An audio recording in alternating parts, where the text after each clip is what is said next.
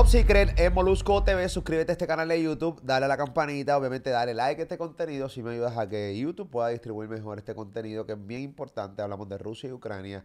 Nosotros en nuestra plataforma en Molusco TV no hemos dejado de hablar del tema, aunque aquí en nuestra área, en nuestra zona, en Puerto Rico, en muchas partes de Latinoamérica, muchas veces como Ucrania y Rusia están tan lejos, como que perdemos de perspectiva que todavía estas panas están en guerra, ¿no? Recientemente Ucrania, el día de cumpleaños de Vladimir Putin, le regaló un ataque a uno de los puentes que une Rusia con específicamente Kiev.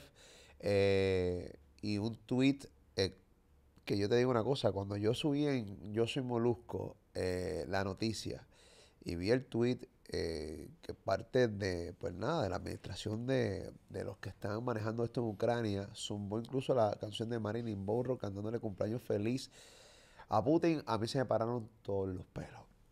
Automáticamente los comentarios se hicieron sentir y nuevamente en nuestra zona volvió a nuestras mentes Ucrania y Rusia, que aunque están muy lejos, están muy cerca. Andrew Álvarez, entonces, ¿cómo tú estás, Andrew? Muy bien, Molusco, bueno verte de nuevo, amigos y amigas, como siempre, aquí en tu canal de YouTube. Y ese es el tema de nunca acabarse ahora. O sea, todos los días, todas las semanas, pues va a haber un incidente que va a agravar la situación entre Rusia y Ucrania. Y obviamente nosotros vamos a tener, pues, de forma colateral, los efectos de todo esto. Esto es una aldea planetaria, no nos podemos evadir, no podemos esquivar. O sea, desde Madagascar hasta Puerto Rico, obviamente, o cualquier parte del mundo, pues tenemos ese problema de que cualquier situación que pase en estos momentos, pues desencadena, ¿no? Un efecto que va afectando al mundo y expandiendo en esa onda, específicamente lo económico y sobre todo la calidad y el estilo de vida. Vamos a tener consecuencias de esto que está ocurriendo, mucho más amplificadas ahora que llega otoño e invierno, y lo vamos a experimentar de una manera grave, específicamente para Europa. Y nosotros acá vamos a coger coletazo, de eso no te dudes. Ok, Andrew, vimos este ataque de parte de Ucrania a Rusia. Bueno, supuesto ataque de Es Ucrania supuesto, porque a ellos Rusia. todavía, es la hora que ellos no Dicen han que dicho, no. esto fui yo. Exactamente, no han alzado la mano.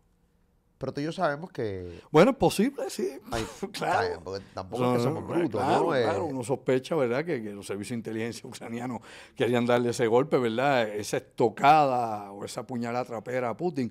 Pero bueno, aquí esto se trata del más astuto y aquí esto se trata del que mejor juega la ficha en un momento dado para quitarle el equilibrio al oponente, ¿no? Esto es como si fuera un poco de jiu-jitsu militar, pero, hombre, lo que pasa es que Rusia también ha salido con una serie de historias, ha montado toda una novela con esta cuestión de este puente, un puente de 119 kilómetros que une obviamente tierra firme con Crimea.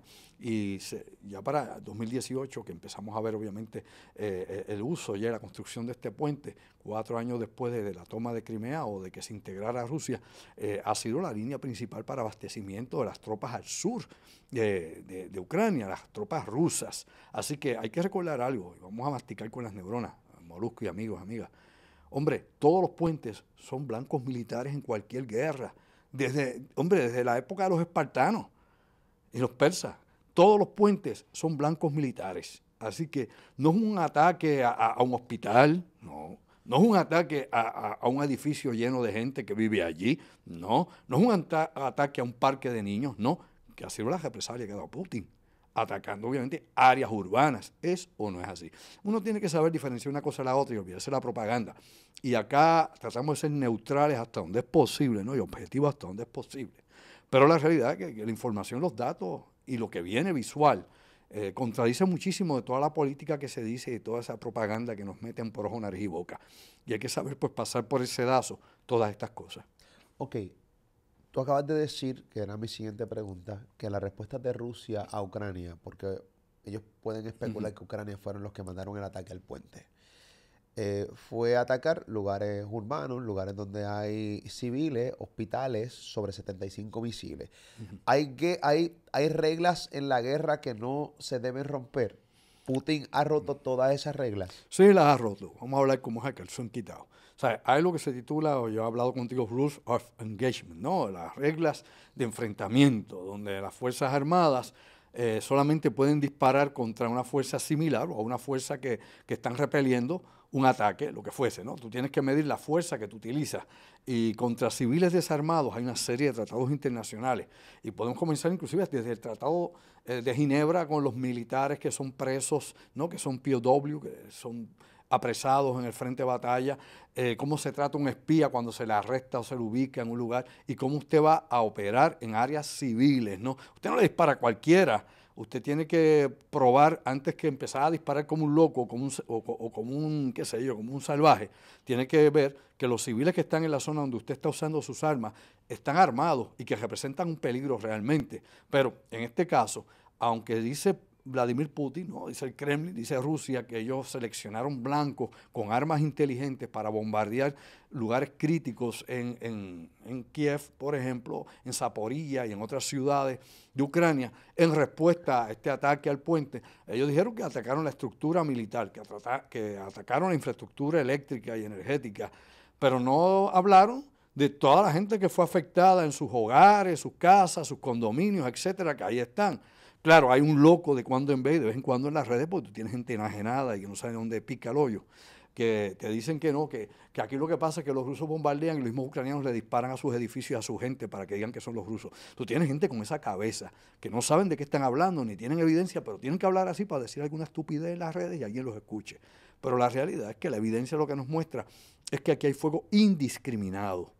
Y ahí el fuego indiscriminado, vamos a aclararlo también, lo hacen los ucranianos, porque disparan y bombardean en zonas civiles también en el Donbass y matan gente allá, prorrusos y quienes no son prorrusos. O sea, hay que hablar como es, esto hay que aclararlo, dejarnos de tontería, de aparte de como si fuera un jueguito de video. No, los ucranianos matan civiles también en sus bombardeos.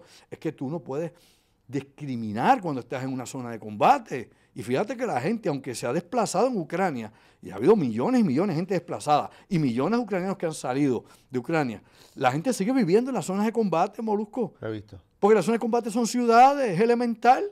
Así que va a seguir muriendo civiles de un lado y del otro. Claro que, lo vuelvo a decir por enésima vez, quien está recibiendo los daños físicos y no puede levantar su economía, ni puede volver a ningún tipo de normalidad, es Ucrania.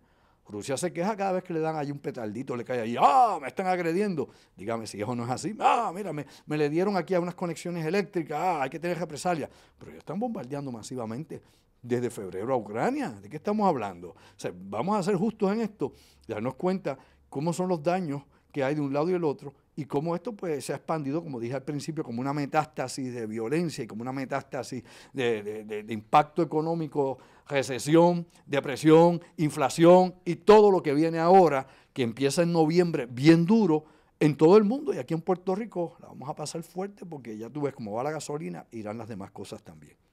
¿Qué empieza en noviembre?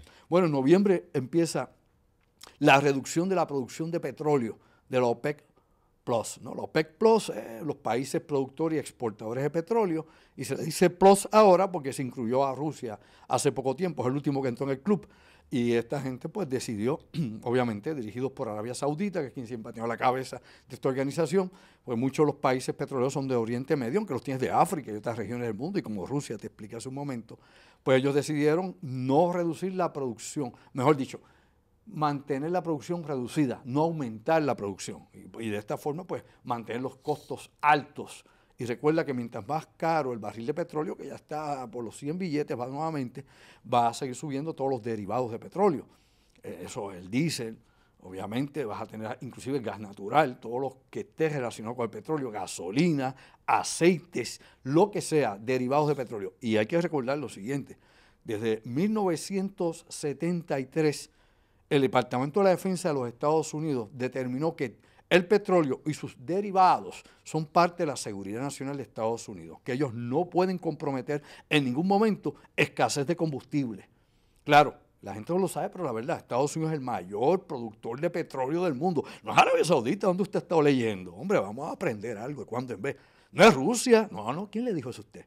No, es Estados Unidos, pero es de los más pequeños, ¿qué? De los más pequeños exportadores de petróleo. No lo exporta, o sea, lo usa para ellos y le compra a los demás. ¿Ves? Ese es el para juego. guardar el de ellos, para, Claro, y por eso para tiene la una escasez. y tiene reserva estratégica que ha bajado mucho por la situación esta que está pasando ahora, pero la gente tiene que entender eso, busque los números y va a aprender eso. O sea, es el mayor productor, pero lo consume él. Los demás se dedican entonces a producir, por ejemplo, Arabia Saudita y Rusia producen el 20% del petróleo mundial. Y se supone, busque información, porque aquí lo importante es que usted busque información, no lo que yo diga, verifique. Oye, se supone que ya hace años atrás, cerca del 2012, Molusco, no más del 2015, se hubiera llegado al pic del petróleo. Y el pic del petróleo quiere decir que llegamos al límite máximo del petróleo y de ahí empieza a decaer el petróleo.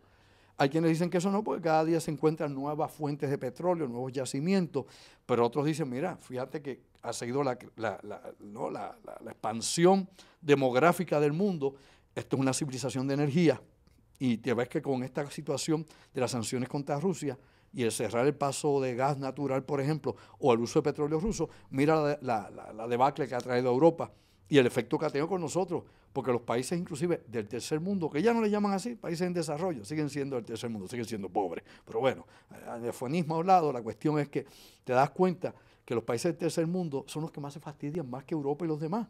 ¿Por qué? Porque Estados Unidos, Europa o los países del G7 o el G20 se van a comer el petróleo que sobraba antes, o el petróleo que llegaba a esos países pobres, se lo van a comer, y esos países pobres van a tener menos recursos todavía a la mano. O sea que esto es un efecto en cadena en todo el planeta, es un síndrome que va afectando el mundo de falta de energía, y sin energía la civilización se estanca, incluso colapsa.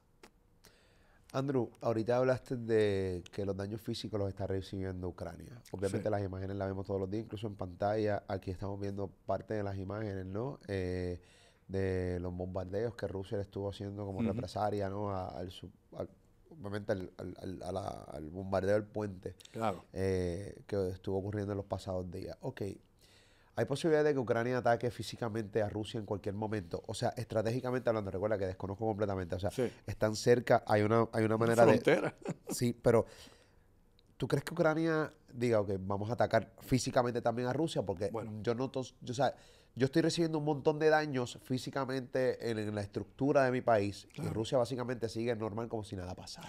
Bueno, ha habido ataques a Rusia, Pero mínimo, ¿no? sí mínimos. Alegadamente dice, ¿no?, el gobierno ruso que ha habido ataques contra, como te he dicho, eh, cables eléctricos, subestaciones eléctricas y ese tipo de cosas. Y que supuestamente ellos dicen también de que ha habido intentos de sabotaje contra reactores nucleares en Rusia. Es lo que han dicho. O sea, la evidencia es una cosa, lo que tú digas con la boca, pues di lo que tú quieras.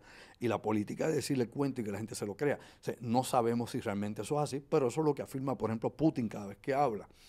Eh, bueno, realmente, desde el punto de vista de los rusos, los ucranianos están atacando su territorio. Recuerda que ellos integraron 4 zonas y esas 4 zonas están en guerra. Así que, desde ese punto de vista, los ucranianos están bombardeando a Rusia. Ok. Claro, los ucranianos dicen que estamos tratando de recuperar lo que es nuestro territorio. Y a nivel internacional, y sepalo usted, le guste o no, esos territorios le pertenecen a Ucrania, no a Rusia. O sea, la comunidad internacional, más de 127 países, reconocen obviamente a Ucrania como, no digamos la palabra dueño, pero obviamente sí, como que esos territorios han sido usurpados o robados a Ucrania, que le pertenece obviamente a la soberanía ucraniana. Y ahí estamos en ese debate. Algo es lo que hizo Ucrania, es el apoyo internacional, vis a vis lo que dice Rusia y cómo impone militarmente su fuerza en esa zona, pero a la misma vez, no solamente Ucrania está bombardeando esa zona, que ahora dice Rusia que le pertenece, sino que Rusia también está bombardeando la zona que dice que le pertenece, porque los bombardeos, por ejemplo, en Zaporilla, eso no es así, los está llevando masivamente Rusia contra las ciudades principales de allí, que se supone que ahora le pertenecen a Rusia y que se supone, aquí uno se da cuenta cuál es el cuento y si usted no despertó, se lo llevó la marea, oye, se supone que allí la gente votó un 98% a favor de ser ruso. 98%. Entonces, si el 98%, oye, elemental, votó por ti, dice que para ser parte de Rusia, ¿cómo tú vas a bombardear entonces las ciudades que están habitadas de la gente que dice que votó por ti? Digo, cómo ser inteligente. Ay, no se le falte respeto a la inteligencia, pero la gente, ya tú sabes, la propaganda, el odio, la sanganá, el qué sé yo, el aquel tal vez, bueno, se pierde en ese marasmo. Rusia, específicamente Vladimir Putin, está dispuesto ya a enviar gas a Europa. Está pelado. O sea, se está quedando sin dinero. Bueno. Económicamente, ¿cómo debe estar Rusia? Bueno. Esto es complejo. Y esto no es lo que se discute todos los días en la prensa, ni siquiera en YouTube, ni ningún cosito por ahí. La realidad es que hay muchas formas de adquirir dinero. O sea, aunque Europa era el mayor cliente del gas ruso y Rusia depende en demasía de su producción de hidrocarburos, porque no es la venta de papa, ni de vodka, ni de caviar lo que mueve a la economía rusa. Y los rusos, ya lo hemos dicho, no importan automóviles ni troces, que no sean militares, esos militares sí los importan, los exportan al mundo, mejor dicho, pero ellos no exportan nada de eso. Usted no tiene automóviles rusos, lo dije una vez aquí, ni televisores rusos, ni radios rusos, nada, ni perfume ruso siquiera usted tiene. Así que se da cuenta que la economía y la producción es chiquita, vamos a hablar como es. Pero lo que sí hay que aprender es lo siguiente. Oye, Corea del Norte, te uso ejemplo para explicarte algo que no mucha gente sabe. Corea del Norte, por ejemplo, que está aislado del mundo, cerrado del mundo. Corea del Norte, que tiene muy pocas divisas que puedan hacerse internacionales, ¿no? Saca miles de millones de dólares por debajo de la mesa, como dicen, del mercado ilegal y de otras operaciones, inclusive del Deep Web. Así lo hace Corea del Norte. Inclusive tiene equipos de criminales cibernéticos para seguir, obviamente, sacando dinero y estafando dinero. Y eso se ha discutido en los foros de inteligencia, en los foros internacionales hasta la saciedad. Rusia, por ejemplo, usa una estrategia que no se la inventó Putin, que no se la inventaron los rusos tampoco, ni los soviéticos en su tiempo. Y es utilizar, por ejemplo, la compañía Wagner, que se escribe Wagner, Wagner. Pues Wagner, para que la gente entienda, son mercenarios. Es una corporación de seguridad. Pero que tú buscas, Molusco, y te pones a buscar, ¿verdad?, de dónde viene esta corporación y te encuentras que no está registrada ni en Rusia ni en ningún lugar del mundo. O sea, registrada como corporación no existe, no hay registro, no existe en ninguna parte del mundo. Pero asumes que es rusa porque sus directivos y los oficiales en operaciones son rusos y porque aparentemente tienen su centro de operaciones en Rusia, pero lo han movido también a África y a otras regiones. ¿A qué viene esto? Bueno, viene precisamente porque el país de Gabón es un país en África, trajo una querella a las Naciones Unidas, al Comité de Seguridad de las Naciones Unidas, señalando a Wagner, a estos mercenarios, de que trabajan en conjunto con el gobierno, por ejemplo, ruso, para sacar diamantes y oro de las minas de países del centro de África para utilizar ¿qué? El financiamiento de las tropas rusas. De África están sacando oro y diamantes para pagar la operación militar que hay, lógicamente, en Ucrania, cosa que usted se supone no deba saber. Pero aquí tengo que decir el otro lado. Ellos no se lo inventaron porque los británicos lo hacen también. ¿Okay? Los mercenarios británicos lo hacen. Los mercenarios, por ejemplo, de Estados Unidos han estado involucrados en estas operaciones y muchos otros países que utilizan estas corporaciones para cubrir, obviamente, explotación de minerales y recursos de África y sacarlos. Y ellos meramente han usado un esquema que otros países occidentales han utilizado. Así que todos juegan el mismo juego, que es lo que la gente tiene que entender. Ni buenos ni malos. Todos son la misma cosa, la misma basura. Pero aquí la gente alza la mano y se corta las venas a favor de fulano mangano y usted no sabe que si lo coge usted lo vida como media y le va a sacar hasta el vivir cualquiera de estos regímenes. La OTAN está a ley de activar básicamente el artículo número 5. Sí. En Arroyo Habichuela, el artículo número 5 significa, tú me tiras a mí, o sea, es como, o sea, tú le tiras a él, es como si me tiraras a mí.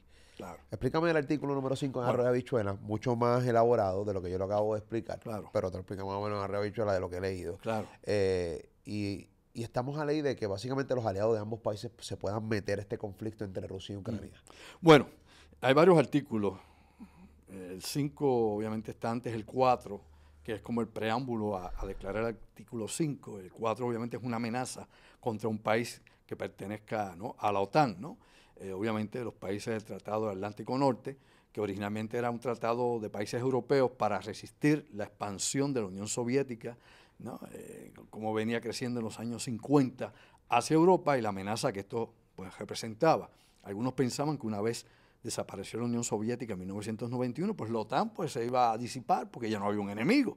Pero la OTAN se quedó allí, siguió creciendo y siguió integrando países de lo que era el bloque comunista, de los que eran del Pacto de Varsovia, satélites que tenía la Unión Soviética, los integró, como Polonia, por ejemplo, y otros países más, Checoslovaquia, etcétera, y repúblicas que eran parte también de la Unión Soviética, pues hicieron parte obviamente también de lo que es actualmente la OTAN, y algunos de ellos parte de la Unión Europea. Dicho eso por arribita, el artículo 4 es de amenaza antes de entrar al 5, ¿no? Un país de la OTAN que se ve amenazado por una serie de situaciones que inclusive pueden ser desde terrorismo hasta posiblemente algún ataque militar en algún momento, y esto es como un estado de alerta primario para mover unidades y fuerzas para proteger ese país en particular. El artículo 5, bueno, el artículo 5 es ya un eminente ataque, es decir, un país de la OTAN ha sido atacado. Esto no se activa antes de que no seas atacado, por eso se activa primero el artículo 4. Eres atacado, eres parte de los 30 países que componen la OTAN, ¿no? Y recuerda que de esos 30 países, 27 son países europeos, ¿ok? 27 de la Unión Europea. Hay 3 más que no son de la Unión Europea. Uno es Gran Bretaña por el Brexit, que se salió, y los otros 2 son Estados Unidos y Canadá. Así que tiene los 30 países de la OTAN para que la gente tenga más o menos una foto, un picture de la cosa. Si tú atacas a cualquiera de esos países, como dicen acá en el campo, con premeditación y alevosía, y llevas a cabo una agresión contra ellos, todos los demás países están comprometidos en ayudarte y defenderte, es decir, en pelear por ti. Wow. Es como si tuvieras un corillo de panas bien grande, ¿verdad? Tuyo, y aquel te zumba una bofetada, y pues todos los demás le caen y le dan una rumba, y lo ponen como se lo calientan rápido. Es así, ¿sabes? Así como trabaja esto. Obviamente en la unión está la fuerza y esta organización, que cuando usted la asuma, y nuevamente verifique información, porque hay que saber de lo que se habla. Cuando usted la suma, no hay una fuerza militar en el mundo que compare contra ella. Lo sabía, ¿verdad? No hay. Ni China y Rusia junta con Irán y Corea del Norte, no dan para empezar. O sea, esos 30 países, primero, tienen más capital, tienen más industrias armamentistas fabricando armas continuamente y equipos, tienen más soldados todos unidos y más unidades aéreas, navales, misiles y armas nucleares. Que Rusia y China juntos. Claro, es elemental, o incluirle Corea del Norte, ponle Irán por aquello que los ayude. O sea, no way, Felipe. Así que cuando uno entiende eso, sabe la masividad de lo que hay. No, que la OTAN la van a limpiar. Bueno, eso lo dice el ignorante, que no ha estudiado, el que repite como, qué sé yo, zapaplote por ahí, lo que lee en internet, despistado en la vida. Pero esa es la realidad militar. Por ende, Putin no quiere provocar la OTAN tampoco. ¿Qué tú quieres? ¿Que le partan a la madre? Claro que no. Ni quiere tirar las bombas nucleares realmente. Eso es un fake. Eso es un fake. Usted tiene que aprender a hacer un fake como cuando juega baloncesto. Es un fake, a ver si te lo come. Y le tengo que meter miedo, porque con eso es que yo meto miedo, ¿no? Que es lo que hacía o ha hecho Kim Jong-un en Corea del Norte, meterle miedo a todo el mundo, pero no mete un pie adelante ni para acá, ni para el cará. ¿Dónde? Te das cuenta de eso. Y ese tipo de fake, y algunos dicen disuasión, ¿no? Mira, te alerto, te digo lo que tengo. Pues bueno, la realidad que saca al otro lado hay tanto más. Así que es cuestión de lo que hemos hablado aquí hasta la saciedad. Destrucción mutua garantizada. Y nadie quiere destrucción mutua garantizada, porque quiere, si no vas a vivir, no vas a sobrevivir, lo que van a ver son cadáveres calcinados. No va a haber mundo para nosotros. Ahora, aquí hay muchos temas y subtemas de esa cuestión del uso de las armas tácticas o las armas estratégicas nucleares, que es un tema recurrente y que pues siempre tiene que hablarse, porque no podemos estar desconectados de eso. Y es lo siguiente, mientras tememos a las bombas nucleares, también hay que pensar algo, Molusco, y es algo que diría yo crítico. Oye, de los años 50 a los años 60 se probaron miles de bombas nucleares. No 10, no 20, no 100, no 500, no 1000. Miles de armas nucleares. En superficie.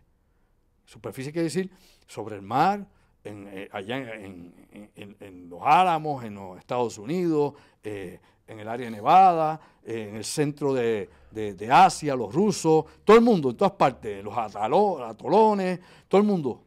Franceses, británicos en Australia, todo el mundo en todas partes, Rusia y Estados Unidos, todo el mundo probó, los chinos también las probaron en superficie. Oye, miles de explosiones nucleares, estamos aquí. Y no bombitas chiquitas, hubo la bomba que probaron en la Siberia los rusos, la bomba SAR, 50 megatones, la bomba más poderosa jamás estallada, y no lo hicieron bajo tierra, lo hicieron en la superficie, para allá, para la atmósfera, olvida y vive la cosa. Y la pregunta es sencilla, estamos aquí, no destruyó el planeta. No tuvimos invierno, el invierno atómico o nuclear. No contaminó total y completamente radiación nociva a todo el planeta. Claro, afectó gente en regiones cercanas y hubo gente que murió de cáncer por los efectos de la radiactividad. Y algunos dicen, mira, partiendo de esa premisa, pues un intercambio termonuclear limitado, pues no destruiría el planeta y no hay por qué gritar tanto. Pero aquí vamos al detalle, es Todo tiene letras chiquitas. Letras chiquitas dicen que es que el diablo pone los detalles, ¿verdad? En ese detalle. Bueno, la cuestión es la siguiente. Eso fueron explosiones en zonas aisladas. Explosiones controladas en zonas aisladas, viendo hacia dónde va el viento, hacia dónde la radiación iba a ser menos nociva. Aún así, en las Islas Marshall, donde los Estados Unidos explotaron bombas en el Pacífico, murieron muchas personas de los nativos de cáncer y por envenenamiento radiactivo, y en otras regiones más también del mundo. Pero inclusive en Kazajistán, en toda esa región donde los rusos hicieron explosiones, los soviéticos, hubo miles de personas que murieron por radiación. Por no hablar de los cientos de miles de soldados que murieron en estos proyectos nucleares. Los rusos mataron cientos de miles de sus propios soldados, sépalo, póngase al día, haciendo pruebas de armas nucleares. Y los Estados Unidos hicieron exactamente lo mismo, y los chinos mataron cientos de miles de sus soldados en pruebas nucleares, estallando bombas y haciéndolos marchar hacia el hongo radiactivo. Usted puede encontrar videos de todo eso. Pero la situación es la siguiente. La diferencia actualmente, Molusco, es primero, densidad poblacional. Casi somos 8.000 millones de personas en este planeta. Segundo, los ataques nucleares no serían un desierto, ni a una isla abandonada, en quién sabe dónde, en el Pacífico o en algún lugar. Los ataques nucleares serían sobre zonas urbanas, zonas industriales, áreas militares, lugares densamente poblados. ¿Ok? Así que la destrucción mataría, ¿no? La explosión y la destrucción, pues, mataría a millones de personas en poquito tiempo. Y lógicamente, cuando tú estallas una bomba nuclear en un desierto, es muy poco los residuos que suben a la atmósfera. Ahora tú detonas una bomba nuclear de 3 megatones en una ciudad como Nueva York, obviamente el carbono radiactivo que estás liberando a la atmósfera de todo lo que se quemó y se destruyó allá, es una cantidad enorme de particulados, que no es igual de un desierto vacío. Así que aquí cambia la ecuación. O sea, no lo quiero poner, tú pones lo más sencillo, como tú dices, arroz de habichuela, Claro. algo que es complicado para que lo pueda entender desde un niño de 5 años hasta un mayor de 90. O sea, es lo más sencillo que se puede explicar. Una comparativa de tirar algo en un lugar vacío vis a vis en un lugar sumamente poblado, donde aquí no hay ningún tipo de estructura que se va a consumir, vis a vis acá, que se va a consumir edificios, casas, estructuras de todas clases, y eso obviamente se convierte en carbono radiactivo, en ese humo negro que va en ese hongo. Así que estamos ahí, en la línea roja de quién sabe a dónde. Ok, explícame qué daños puede causarle a la milicia rusa la destrucción de este puente, porque no hemos hablado de esto. Bueno, no está totalmente destruido. O sea, Hay unos carriles. Hay unos carriles. ¿Todavía se puede pasar gente para allá? Bueno, yo no he sabido exactamente si han abierto el tránsito o no, porque no he leído nada y lógicamente no estoy allí, como ninguno de los que están acá. Pero hasta el momento hay unos carriles que son los que se desplomaron. Y ha habido discusión, inclusive entre ingenieros estructurales y personal de inteligencia y militares a nivel internacional, indicando de que un camión, que aunque llevara C4 o lo que llevara ahí, Thermix o lo que usted le quiera meter allí, cualquier explosivo plástico, no pudo haber demolido este puente porque puede explotar en la parte de arriba. Pero la explosión para demoler y que se caigan las columnas tiene que ser de abajo hacia arriba.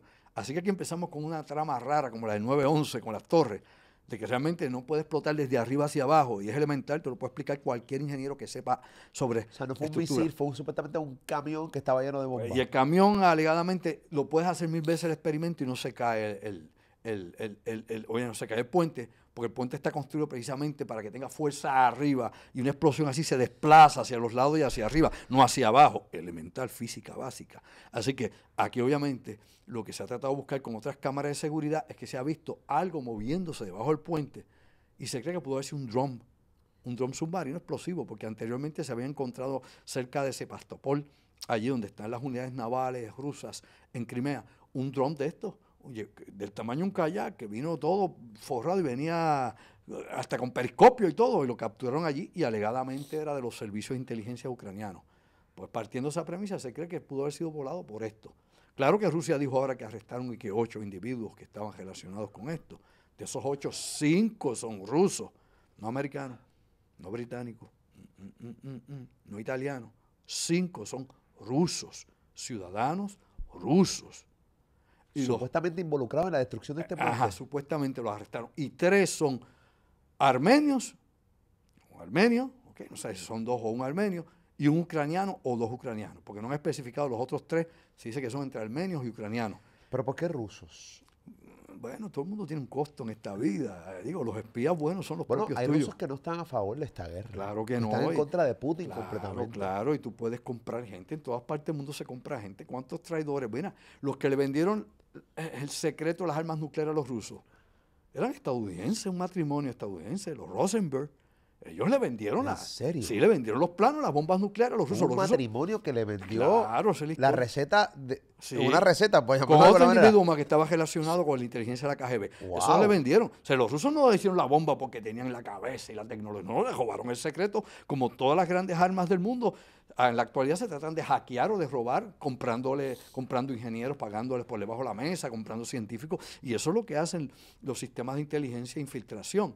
Así que, obviamente, los Rosenberg, de hecho, los quemaron en la silla eléctrica, los frieron en la silla eléctrica a los dos, lo menos que le iban a hacer. Así para que uno vea cómo es que se menea, se bate el cobre. Así que los peores espías son los propios tuyos, los que se venden al mejor postor. Así que esto es lo que Rusia dice. Rusia dice que iba que en unas películas envueltas, entonces te da una ruta que es Tim Marín de los Pingües, cómo el camión se fue por Armenia, pues entonces no, porque el camión cayó entonces allá en Georgia, entonces de allá salió para Rusia, para entonces llegar por Crimea. O sea, el camión dio 60 vueltas antes de llegar al puente y explotó arriba del puente y lo tumbó por abajo. Pero bueno, son las incongruencias que hay en todo esto. Usted no le puede pedir a todo el mundo que lo entienda. Pero los especialistas en la materia, eso es lo que nos dicen, bajo el análisis de ingeniería y obviamente forense de explosivos. Si usted no sabe manejar eso, se da cuenta de cómo es que la cosa pudo haber pasado. Hasta el momento, pues, signo de interrogación. Una falsa bandera para propiciar ataques masivos sobre ciudades ucranianas, tal vez, quién sabe. Los ucranianos hicieron una operación más complicada, más compleja, y el servicio de inteligencia ruso no quiere decir cómo lo hicieron, porque están demostrando habilidades o tal vez tecnologías que no se sabía que tenían, tal vez. 3, pues realmente fueron los ucranianos los que lo hicieron, o hubo alguien más involucrado y nadie lo sabe. Son las preguntas sin contestación al momento. Se activa el artículo 5, suponiendo, la OTAN lo activa. Sí. Obviamente nosotros Puerto Rico somos parte del territorio estadounidense. Sí, señor. Obviamente estamos incluidos en eso. Claro, mira, la gente es poco observadora, Molusco. Cuando yo estaba contigo en radio, La Mega, cuando tu programa se llamaba El Gordo y la Pelúa, ¿verdad? ¿Cómo olvidarlo? Ay, imagínate, no es fácil, pero histórico. Bueno, parte de la vida. La cuestión es, no seas malo. Bueno, a lo que voy. El enigma. Sí, cosas interesantes, extrañas en el mundo. Bueno, la cuestión es la siguiente. En aquel entonces, yo a cada rato le decía a la gente, y la gente como anda con la cabeza fumada, mire, vea lo que hay en el muelle del Viejo San Juan. Mire los barcos que hay en el muelle de San Juan. El muelle Viejo San Juan a cada rato se convierte en una zona, en una base militar naval, que a veces tiene 4 o 5 barcos de guerra. Pero le indicaba a la gente, mire lo siguiente, casi nunca hay barcos de Estados Unidos. De hecho, ahora que yo estoy hablando contigo, hay un barco de la Marina de Guerra de Estados Unidos allá en el Viejo San Juan. Dese la vuelta, dígale que yo lo envié, allí está el barco de guerra. Pero aquí lo importante es que por años los barcos de la OTAN llegaban a la bahía de San Juan. Por años, barcos de bandera británica, barcos de bandera canadiense, todos ellos llegaban, submarinos canadienses, submarinos británicos, inclusive submarinos, aunque no es de la OTAN, pero submarinos, por ejemplo, que llegaban de Brasil. Y eso usted los ve allí en el Viejo San Juan. O sea que en momentos dados también llegaban allí vehículos navales que tenían la capacidad, por ejemplo, de cargar armas nucleares. La gente se cree que las armas nucleares las guardan en un almacén secreto. Mire, mi amigo y mi amiga, las armas nucleares viajan en portaaviones, lo sabe, ¿verdad? Viajan en submarinos, en los boomers, que son los que llevan misiles con cabezas nucleares. Viajan también en destructores y en barcos lanzamisiles. Si se da una alerta nuclear, DEFCON 3, DEFCON 4, qué sé yo, lo que tú seas, DEFCON 1, vamos al fin del mundo, nos vamos a destruir. ¿Tú crees que esos barcos van a virar en alta mar para navegar 5 o 6 días para buscar sus armas nucleares en Norfolk, Virginia? ¿O en el muelle de San Diego? Hombre, no. Los tienen ya. Simplemente no están montados, se activan, se montan, se arman y se disparan. Ya todos esos barcos cargan armas nucleares. Cuando llegan a Puerto Rico son armas nucleares en tránsito. O sea, Puerto Rico tiene armas nucleares. En tránsito. Sí, vamos a hablar cómo es. Hay lo que se llama el Tratado de Tlatelolco, que se firmó en la década de los 60 en México, para prohibir que hubiese proliferación de armas nucleares en América y sobre todo que no hubieran armas nucleares en ningún país latinoamericano.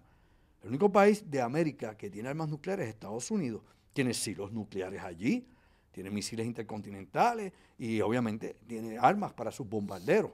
Es Estados Unidos, nadie más, ni siquiera Canadá, Estados Unidos. Ahora bien, en Puerto Rico, cuando tenía Roosevelt Roads y cuando tenía Ramey en Aguadilla, tenía armas nucleares aquí, permanentemente. Los B-50, por ejemplo, los B-52 salían desde Aguadilla con cargas nucleares a hacer patrulla. Y así estuvo hasta principios de los años 70 que se cerró esa base. Y la base o la estación naval de Rupert Rhodes tenía almacenes con armas químicas, inclusive armas nucleares, por más que dijeran que no, sí las tenía. Era un territorio aparte de cualquier otro tratado que hubiese en Latinoamérica. Las tenía allí. Incluso las armas nucleares de Estados Unidos entran a Cuba. Entran a Cuba. Y aquí la gente hablando, por ahí como dicen, cativía, como dicen los cubanos, entran a Cuba. Entran allí, por ejemplo, a Guantánamo, los barcos con misiles nucleares. ¿Y qué ha dicho la administración cubana, inclusive de la época de Fidel Castro? Nada, esta boca no es mía.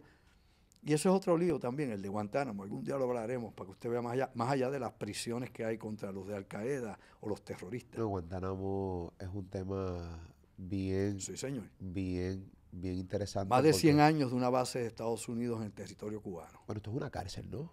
No. La cárcel se hizo dentro de Guantánamo después del 9/11, ¿no? Ahí tú tienes, por ejemplo, X-Ray, que es una de las bases que hay, Camp Delta y otros más, donde han tenido prisioneros, que quedan muy pocos ya. Quedan muy pocos, los han sacado de allá. Algunos los han liberado. Algunos de los que han liberado han regresado a ser yihadistas, sépalo usted.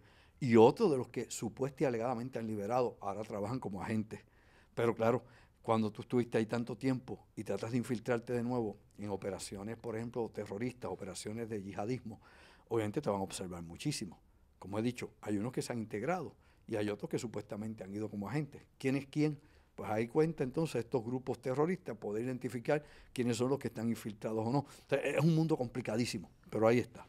Ok, en otros temas, me parece interesante Rusia-Ucrania, me parece interesante Guantánamo, pero también me parece interesante el logro de la NASA de desviar un asteroide. Quiero que, obviamente, esto es un tema fascinante también, Claro. me parece bien interesante poder tocarlo de una manera por encima, Sí. porque sale la noticia de que la NASA anunció que el impacto de la nave DART a finales del mes pasado logró cambiar la trayectoria del asteroide Dimorphos. Dice que alterándolo por 32 minutos el periodo de su órbita y dejando un cráter. Dice, dicho proyecto ayudará a desviar cualquier asteroide que amenace la Tierra en un futuro. Habla un poco sobre esto Bueno, y este proyecto, Andrew. Se asume, no hay garantía, de que en un futuro pueda servir esto para desviar un asteroide, ¿no? Depende de la masividad, la velocidad y la composición del asteroide, o sea, tamaño y masa. Esto es un asteroide chiquito, Dimorfo, era uno que giraba alrededor del otro y se impactó al más pequeño para desviarlo, separarlo un poco de la órbita que tenía originalmente del otro, del grande, ¿no? Eran dos asteroides, uno giraba alrededor del otro, iban acompañados. El proyecto DART, pues bueno, es una iniciativa interesante, es la primera vez que se hace este tipo de proyecto, tratando de ver de qué forma o manera tenemos en el futuro herramientas o armas para poder desviar. Digo armas porque obviamente es la única forma de tratar de desviar algo que venga en colisión contra la Tierra. Algún tipo de programa para eso. Se había pensado en explosiones nucleares, se había pensado en otras explosiones no nucleares, o inclusive usar haces de láser o rayos de partícula para desviar estos asteroides y lógicamente esto, un impacto cinético, es decir, que sin explosivo ninguno, un choque directo de esta nave DART contra el asteroide. Es un avance fantástico para la ciencia lograrlo, pero nos explica algo nuevamente. Este asteroide que impactaron, ¿cómo es que se llama? Dimorphos, creo que te Sí, digo se me ahora. fue la palabra, el nombre se me enredó acá. El asteroide se llama Dimorphos. Eso mismo. Dimorphos. El morfo, se me fue la morfología. Bueno, Dimorphos realmente no era un peligro para la Tierra. O sea, se escogió porque eran dos y se podía probar cómo el impacto separaba uno del otro o lo alteraba el giro, la traslación sobre el otro. Y segundo, estaba fuera de cualquier alcance o peligro contra la Tierra. No importa para dónde cogiese, no iba a ser peligro para nosotros. Así que se escogió. Luego también hay que pensar lo siguiente, para tú poder desviar un asteroide o inclusive un cometa, porque nos puede impactar un cometa también, no tiene que ser un asteroide, puede ser un cometa, ¿okay? Y de hecho hay un cometa que es mucho más grande, por muchísimo que la Tierra, se llama Atlas, y ese gigante se va a ver próximamente, vean el cielo, el año que viene va a estar a la vista de todo el mundo, Atlas, ¿okay? Es un poco más pequeño que el Sol, del tamaño que tiene. Digo, el centro no es tan grande, pero la atmósfera, que es lo que hace brillar todo lo que cubre al cometa Atlas, que es el más grande nunca visto, pues casi como un tercio, un poco más del Sol, del tamaño que tiene. Así que lo vamos a ver a simple vista de la Tierra el próximo año. Eso nos dicen los astrónomos. Yo te lo vendo al precio que lo dicen los astrónomos. Pero nuevamente, para poder desviar algo que se acerca a la Tierra, hay que hacerlo con meses de anticipación. No es esperar que esté una semana, ya me viene, vamos, para darle un cantazo. Tiene que ser meses y meses y meses de antelación, antes que esté ya definitivamente ubicado para impactarnos, para poderlo desviar a tiempo, para que se desvíe. Tiene un timing, si lo exacto, pescas. para que desvíe aunque sea 2 o 3 grados, y esos 2 o 3 grados, pues, según lo desviaste un poquito, entonces según se sigue acercando acá, pues, se va alejando hacia el lado, hacia la derecha, o hacia la izquierda, y se pierde en el cuadrante espacial. Pero tiene que ser con meses de anticipación. ¿Qué tipo de daño puede causar un impacto de un asteroide como este a la Tierra? Obviamente todo depende de lo grande que pueda ser, dónde dé, qué es la que hay. Composición, etcétera, ¿no? Si es de metal, si es de piedra, si es de hielo. O sea, depende. Por ejemplo, los cometas son de hielo en su mayoría. Pero aquí lo importante es que es en la masa, el tamaño y masa, composición. Y sabemos, ¿no?, que ya un asteroide, después que pasa, te diría yo, 95 metros, es una cosa descomunal. O sea, estamos hablando de algo que no va a destruir el planeta, pero como dice el viejo dicho acá en el campo, donde cae no sale pelo. Es decir, donde impacte, si impacta una ciudad, por ejemplo, un asteroide de 95 metros impacta Nueva York, es equivalente a un estallido nuclear allí. ¡Wow! Sí, lo destruye todo allí, se acabó. Desaparece Nueva York. Desaparece Nueva York, olvídate de eso. Lo hace leña.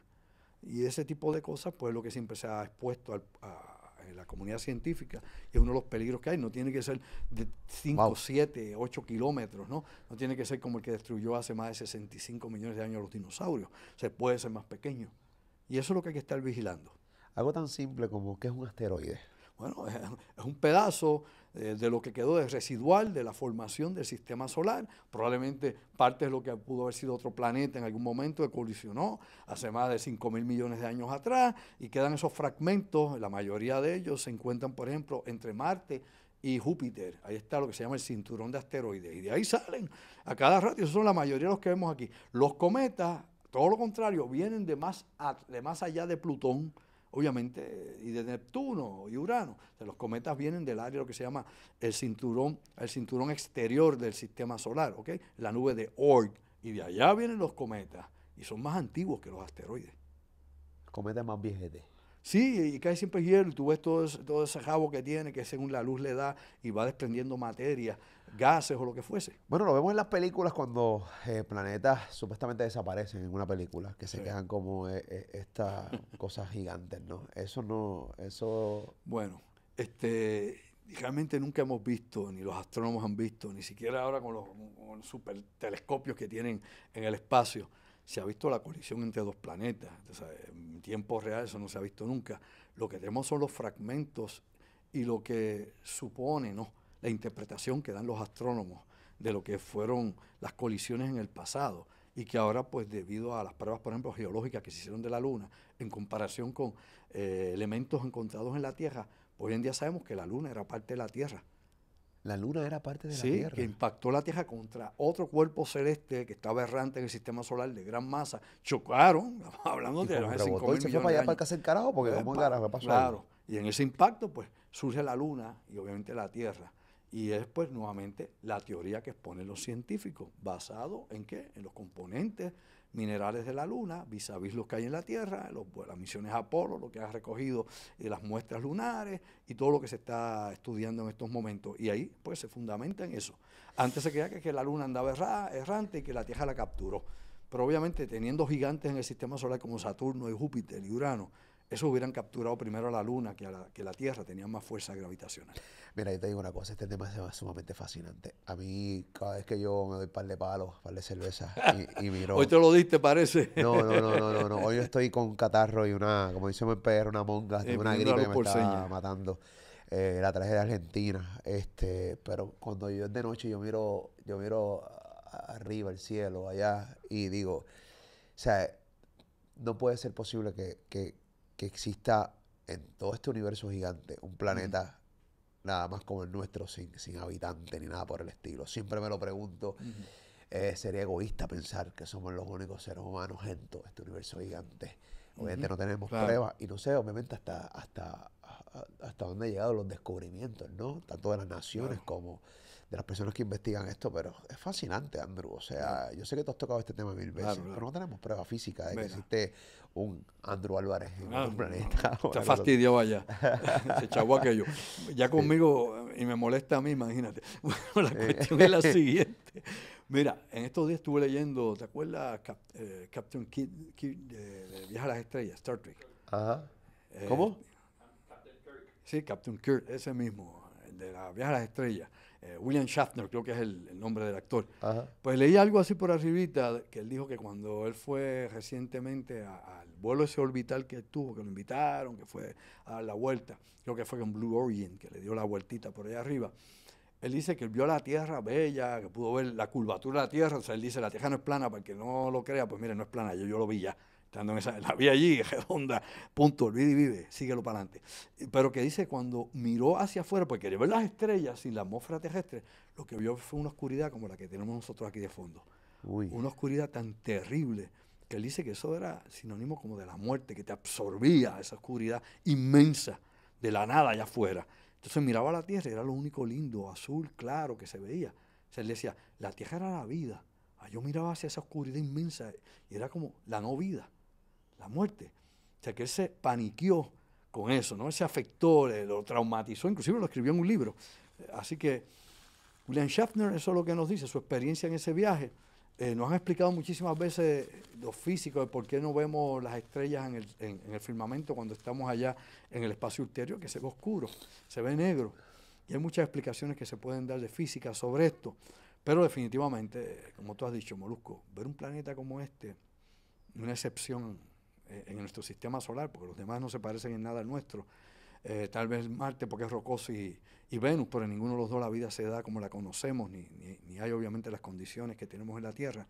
Y pensar que tal vez bien distante, años luz de nosotros, pueda haber algo similar a esto, parecido, pues definitivamente pues, nos abre la imaginación. Y pensar que pueda haber seres inteligentes que sean tan brutos de querer acercarse a nosotros, pues bueno, eso también es una cuestión de preguntarnos cómo alguien inteligente realmente quiere acercarse a alguien como los seres humanos. Pero bueno, yo si fuera un ser de otro mundo no me acercaría aquí ni a pedir agua. Estoy seguro que si aterrizo aquí me desarman la nave, me la quitan y me llevan a mí a un quirófano a abrirme a ver cómo soy por dentro. Así que mejor dejo a los humanos tranquilos y lejos. Andrew, Top Secret, gracias por estar con nosotros. Claro que sí, y sé que estás hoy acatarrado, pero aprovecho también para indicarle a mis amigos que estamos el próximo 22, el sábado 22, vamos a estar aquí en San Juan, Café Sí o Sí, presentando la conferencia Sobrenatural, conferencia audiovisual tipo cine, de parte de las investigaciones que yo he corrido en los últimos 47 años, videos, fotografías, cosas que yo he descubierto de mi investigación personal en el área de investigación de lo paranormal en específico. Eso es el sábado 22, acá en el área de San Juan, en los Borinquen Towers, en la Roosevelt, ahí está Café Sí o Sí, y probablemente el día 23 vamos a abrir otra tanda, probablemente estamos en eso, en Ponce. Así que atento a nuestra producción porque ya el 15 se llenó, fue lleno total, sold out, acá en Ponce. Así que vamos en Ponce a abrir una nueva tanda, probablemente el día 23. Teléfono de contacto 787-579-8600. Mi producción 579-8600. Mensaje de texto o llamen horas laborables. Acá en Molusco TV, con Molusco aquí compartiendo nuestras ideas y nuestras impresiones. ¿Y dónde me pueden escuchar? Te lo digo Molusco, que lo diga ahí acatarrado. Bueno, sencillo, acatarrado, pero suena bonito como quiera. Voz de hombre hoy. Andrew Álvarez Chardón en su canal de YouTube, también que tiene acá su canal de YouTube, y Andrew Álvarez Chardón, página oficial en su fanpage en Facebook. Esa es la que hay, perdonen la trompeta. Mi pañosería hoy, pero es que está increíble, pero no quería parar de hacer este contenido, que al final del día la gente lo ve por Andrew, que tiene todo este conocimiento increíble acá en Top Secret. Gracias, Andrew, por estar con nosotros. Siempre. A ustedes, chequeamos, estás en Molusco TV, suscríbete a este canal de YouTube, dale like a este contenido y comenta acá todo el tiempo. Check.